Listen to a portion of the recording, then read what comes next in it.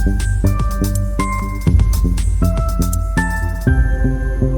Viewers, எல்லாரும் எப்படி இருக்கீங்க? இந்த வீடியோவில் நம்ம இன்னைக்கு எதை பற்றி பேச போகிறோம்னா, அமெரிக்காவோட 47வது அதிபராக டொனால்ட் ட்ரம்ப் வந்து பதவியேற்றிருக்காரு. இந்த பதவியேற்பு விழா வந்து பார்த்தீங்கன்னா கோலாகலமாக நடந்துச்சு. நம்ம இந்தியா சார்பில் பார்த்தீங்கன்னா மத்திய வெளியுறவுத்துறை அமைச்சர் ஜெய்சங்கர் வந்து இதில் கலந்து கொண்டார். அவர் பார்த்தீங்கன்னா இதில் பேசும்போது, நான் வந்து கடவுளால் காப்பாற்றப்பட்டவன் அப்படின்னு ட்ரம்ப் வந்து சொன்னார். அதாவது பார்த்தீங்கன்னா இடையில ஒரு துப்பாக்கி சூடு சம்பவம் நடந்துச்சு. அந்த டைமில் துப்பாக்கியோட புல்லட் பார்த்தீங்கன்னா ட்ரம்போட காதில் பட்டு உரைச்சிட்டு போச்சு. காதில் வந்து காயங்கள் உருவாச்சு.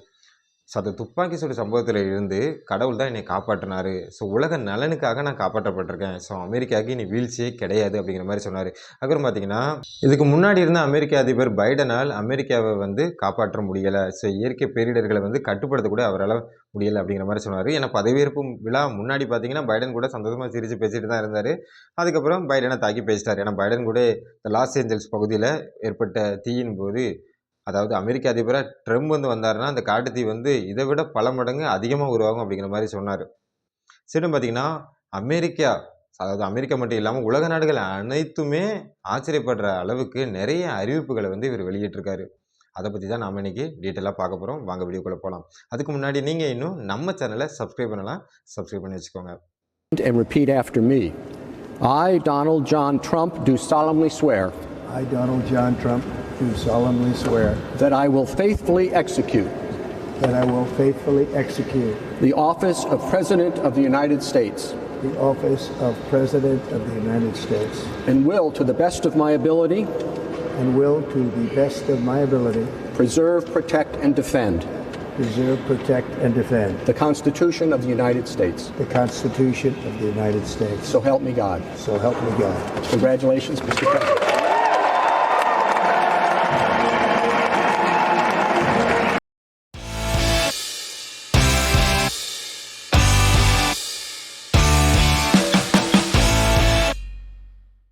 அமெரிக்க அதிபராக ட்ரம்ப் வந்து பதவியேற்ற பிறகு அவர் அறிவித்த முக்கியமான அறிவிப்புகளை பற்றி தான் நம்ம இப்போ ஒன்று ஒன்றா பார்ப்போம். ஸோ ஃபஸ்ட்டு எடுத்துக்கிட்டிங்கன்னா பிரிக்ஸ் நாடுகள் கூட்டமைப்பு, அதாவது பார்த்திங்கன்னா இந்தியா, சீனா, ரஷ்யா, பிரேசில், இதே மாதிரி நிறைய நாடுகள் வந்து இந்த பிரிக்ஸ் மாநாடு கூட்டமைப்பில் இருக்காங்க. இவங்க வந்து என்ன சொன்னாங்க அப்படின்னு பார்த்தீங்கன்னா, ஸோ அமெரிக்கா வந்து டாலர் பேஸ் பண்ணி ட்ரேடிங் பண்ணுறதுனால தான் அவங்க வந்து இந்த அளவுக்கு ஆட்டம் போடுறாங்க, டாப்பில் இருக்காங்க. அதனால் ஸோ உலக நாடுகள் அனைத்துக்கும் பொதுவான ஒரு நாணயத்தை வந்து நம்ம கொண்டு வரணும் அப்படின்னு ஒரு திட்டம் வந்து போட்டுட்டு இருந்தாங்க. இது வந்து ட்ரம்ப் காத்துக்கு வந்துட்டு இப்போ இவர் என்ன சொல்லியிருக்காருன்னா, நீங்கள் அப்படியே ஒரு பொதுவான நாணயத்தை கொண்டு வந்தீங்கன்னா நான் உங்களோட பொருட்களுக்கு என்னோட நாட்டில் 100% வரி விதிப்பேன் அப்படிங்கிற மாதிரி சொல்லியிருக்காரு.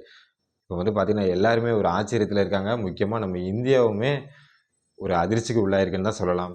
அடுத்த அறிவிப்பு என்னன்னு பார்த்தீங்கன்னா, அமெரிக்காவில் இனி ஆண், பெண் இந்த இரு பாலினம் மட்டும்தான் அனுமதி. 3வது மாற்று பாலினத்துக்கு வந்து இங்கே அனுமதி கிடையாது அப்படின்னு சொல்கிறார். ஒன்று ஆணாயிரு இல்லை பெண்ணாயிரு. அதே மாதிரி இராணுவத்திலையும் மாற்று பாலினத்தவருக்கு வந்து அனுமதி கிடையாது. அதே மாதிரி சிறார் மாற்று பாலின அறுவை சிகிச்சைக்கு வந்து இனி அமெரிக்க அரசு வந்து தடை விதிக்கும் அப்படின்னு சொல்லியிருக்காரு. சேம் டைம் பார்த்தீங்கன்னா வேறு மாற்று பாலினத்தவர் வந்து நிறைய பேர் அமெரிக்காவில் அரசு அலுவலகங்களில் நிறைய பேர் வேலை பார்த்துட்டு தான் இருக்காங்க. நிறைய துறைகளில் ஒர்க் பண்ணிட்டு தான் இருக்காங்க. அப்போது அவங்கள வந்து நீங்கள் என்ன செய்ய போகிறீங்க அப்படின்னு மக்கள் கேட்கும்போது அவர் என்ன சொல்கிறாருன்னா, நீங்கள் ஏதாச்சும் பண்ணி, அதாவது உங்களுக்கு என்ன செலவுன்னு அதை கொடுத்துருந்தேன், அதை செலவு பண்ணியாவது நீங்கள் ஒன்று ஆணாக மாறுங்க இல்லை பெண்ணாக மாறுங்க அப்படிங்கிற மாதிரி சொல்லியிருக்காரு. அடுத்தல என்ன சொல்லியிருக்காரு அப்படின்னு பார்த்தீங்கன்னா, வேர்ல்டு ஹெல்த் ஆர்கனைசேஷன் ஹூவில் நாங்கள் வந்து இனி மெம்பராக இருக்க போகிறதில்ல, அமெரிக்கா வந்து விலக போகுது அப்படிங்கிற மாதிரி அதிகாரப்பூர்வமாக சொல்லியிருக்காரு. ஏன்னா கொரோனா டைமில் அமெரிக்கா வந்து படாத பாடுபட்டுச்சு. அதாவது சீனாவில் வந்து அந்த லேபில் வந்து அந்த வைரஸ் வந்து வெளியே பரவி ஏகப்பட்ட பிரச்சனை உருவாச்சு. அதை பற்றிய முன்னெச்சரிக்கை நடவடிக்கைகளை ஹூ வந்து எங்களுக்கு கொடுக்கல. அதனால நாங்கள் அதிலேருந்து விலகிறோம். சரி, பார்த்தீங்கன்னா சீனா எங்களை விட அதிக மக்கள் தொகை கொண்ட நாடு. அங்கே வந்து நீங்கள் $30 மில்லியன் தான் வாங்குறீங்க. ஆனால் ஹூக்கு வந்து அமெரிக்க நாடு வந்து பார்த்திங்கன்னா கிட்டத்தட்ட $500 மில்லியன் வந்து நிதியாக கொடுக்குது. ஆனால் எங்களுக்கு அதால் எந்த பலனும் இல்லை அப்படின்னு சொல்லியிருக்காரு. இதனால் இப்போ ஆப்பிரிக்க நாடுகள் வந்து பாதிப்படைய வாய்ப்பு இருக்குது. ஏன்னா சத்துணவு அளிக்கப்படக்கூடிய விஷயங்களை பார்த்திங்கன்னா ஏகப்பட்ட நிதி பற்றாக்குறை ஆப்பிரிக்க நாடுகளில் உருவாக வாய்ப்பு இருக்குன்னு சொல்கிறாங்க. அடுத்தால என்ன அறிவிப்பு வெளியிட்டிருக்காரு அப்படின்னு பார்த்தீங்கன்னா, அமெரிக்கா இனி உலகப் போரில் வந்து ஈடுபடாது. அதாவது அமெரிக்க இராணுவத்தோட முக்கியமான எய்ம் என்னென்னா அமெரிக்க நாட்டை காப்பாற்றுறது மட்டும்தான். வேறு நாட்டு பிரச்சனையில் வந்து நாங்கள் தலையிட மாட்டோம். ஸோ நாங்கள் இனி எதில் ஃபோக்கஸ் பண்ண போகிறோம்னா பொருளாதார அளவை, அதாவது பொருளாதார ரீதியாக அமெரிக்கா வந்து முன்னேறணும், அதில் தான் நாங்கள் ஃபோக்கஸ் பண்ண போகிறோம் அப்படிங்கிற மாதிரி சொல்லியிருக்காரு. அதுக்கப்புறம் பார்த்தீங்கன்னா 2021 கேபிட்டல் கட்டிடம் இங்கே வந்து ஒரு வன்முறை வெடிச்சிச்சு. அதாவது 2021 ட்ரம்ப் வந்து தேர்தலில் தோற்று போயிட்டார். இதனால் ட்ரம்போட ஆதரவாளர்கள் வந்து நிறைய பிரச்சனைகளை உண்டு பண்ணாங்க. ஸோ அவங்க மீது உள்ள வழக்கு, அதாவது கிட்டத்தட்ட பார்த்தீங்கன்னா 1500 பேர் அவங்க மீது நிறைய வழக்குகள் தொடரப்பட்டுச்சு. அந்த வழக்கிலிருந்து அவங்க விடுவிக்கப்படுறாங்க, அவங்களுக்கு மன்னிப்பு வழங்கப்படுகிறது அப்படின்னு சொல்லியிருக்காரு. என்ன இருந்தாலும் ட்ரம்போட ஆதரவாளர்கள்லாம். அதனால தான் அவரு திரும்பவும் ஆட்சி வந்ததுக்கப்புறம் தன்னோட ஆதரவாளர்களுக்கு சப்போர்ட்டா பேசி, இதிலிருந்து அதாவது அவங்க ஆதரவாளர்களுக்கு வந்து மன்னிப்பு குடுத்திருக்காரு. அடுத்து என்ன அறிவிப்பு அப்படின்னு பார்த்தீங்கன்னா, டிக்ளேரிங் பண்ணியிருக்காரு. அதாவது நேஷன் எனர்ஜி எமர்ஜென்சி.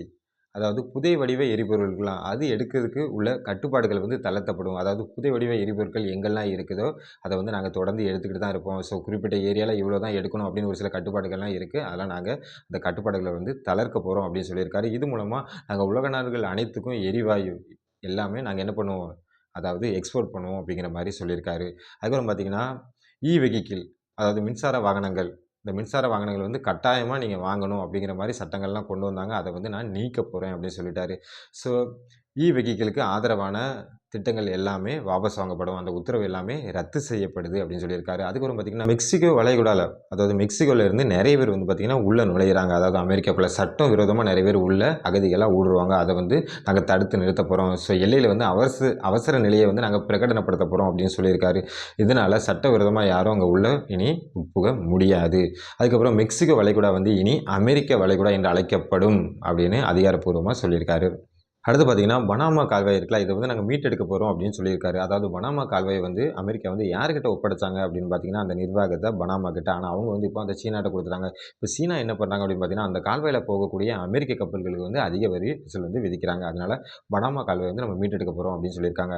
அதுக்கப்புறம் பார்த்தீங்கன்னா, பேச்சுரிமைகளுக்கு உள்ள கட்டுப்பாடுகள் வந்து நீக்கப்படும். உங்களோட உரிமைய வந்து நீங்க சுதந்திரமா பேசலாம் அப்படிங்கிற மாரி சொல்லியிருக்காரு.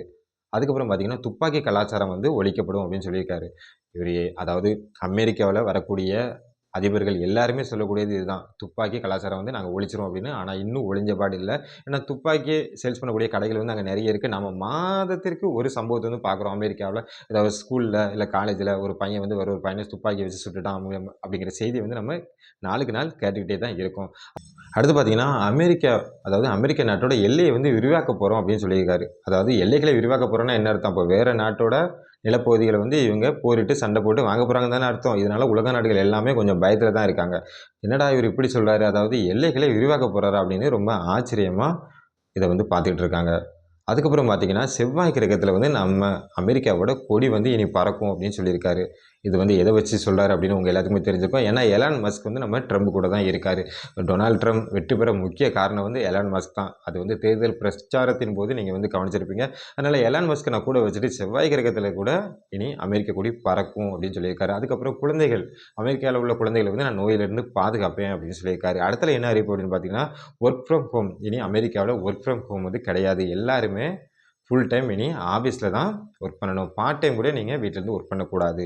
ஸோ எல்லாருமே இனி டியூட்டிக்கு ஆஃபீஸ்க்கு வந்துருங்க. ஏன்னா, ஒர்க் ஃப்ரம் ஹோம்னால நெறைய சலுகைகள வந்து அமெரிக்கா குடுக்குது. இதனால அமெரிக்காவுக்கு நிதி சுமை வந்து உண்டாகுது அப்படிங்கிற மாரி சொல்லியிருக்காரு. அடுத்து பார்த்தீங்கன்னா, பாரிஸ் பருவநிலை ஒப்பந்தத்திலிருந்து நாங்க விலகப் போறோம் அப்படின்னு அதிகாரப்பூர்வமா சொல்லியிருக்காரு. அதாவது நாங்க இனி பாரிஸ் பருவநிலை ஒப்பந்தத்தில இருக்க போறது இல்லன்னு சொல்லிட்டாரு. அதுக்கப்புறம் பார்த்தீங்கன்னா, டெரரிஸ்ட் அதாவது தீவிரவாதிகள உருவாக்கக்கூடிய நாடுகள் லிஸ்ட்ல இருந்து நாங்க கியூபாவ ரிமூவ் பண்ண போறோம் அப்படின்னு சொல்லியிருக்காரு.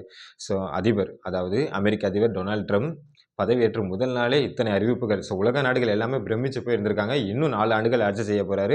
இன்னும் என்னென்ன அறிவிப்புகள் வந்து வரப்போகுது அப்படின்னு உலக நாடுகள் எல்லாமே எதிர்பார்த்துட்டு இருக்காங்க. ஸோ டொனால்ட் ட்ரம்ப பொறுத்தவரைக்கும் யாருக்குமே இவரு பயப்பட மாட்டாரு. சேம் டைம் பார்த்தீங்கன்னா, இவரு இந்த விஷயத்த செய்ய மாட்டாருன்னு நெனச்சோம்னா, கண்டிப்பா அத செய்வாரு. இந்த விஷயத்த செய்வாருன்னு அப்படின்னு நாம எல்லாருமே யோசிச்சோம்னா, அத வந்து செய்ய மாட்டாரு. ஓகே, பொறுத்திருந்து பார்க்கலாம் என்ன நடக்கு அப்படின்னு. ஓகே வியூவர்ஸ், நாம இன்னைக்கு நம்ம வீடியோ எண்டுக்கு வந்துட்டோம். நெக்ஸ்ட் இதே மாரி வேற ஒரு சூப்பரான டாபிக்கோட நான் உங்கள மீட் பண்றேன். Take care. பாய்.